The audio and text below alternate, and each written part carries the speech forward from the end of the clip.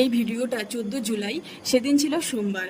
আর আমি খুব সকাল সকাল ঘুম থেকে উঠে সম্পূর্ণ বাসি কাজ কমপ্লিট করে নিয়েছিলাম। আর রাতের কয়েকটা বাসন ছিল, সেটাও মেজে নিয়ে স্নান করে নিয়েছিলাম।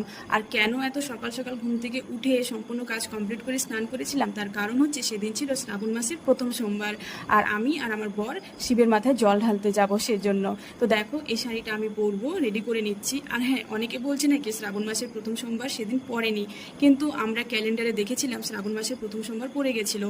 আর শ্রাবণ মাসের প্রথম সোমবার যদি না পড়তো, তাহলে মন্দিরে এত ভিড় থাকতো না, এত লোক জল ঢালতে যেত না। তো যাই হোক, দেখো আমি এখন নিজে সাজগোজের জিনিস রেডি করছি। এই খুবই সিম্পল সাজ আমার। তো এই শাড়িটা পরবো, আর এই শাড়িটা পরে এখন আমি যেমন তেমন করে চলে যাচ্ছি একজনের বাড়িতে, মানে একজনের রুমে। কারণ হচ্ছে আমি শাড়ি পরতে একদমই ভালো পারি না, কনফিডেন্স নাই আমার শাড়ি পরাতে। তো দেখো, শাড়ি পরে চলেও এসেছি, আর সেজে নিয়েছি সিম্পলভাবে। আর আমার বর চুলে ফুল লাগিয়ে দিয়েছিল। টাটা।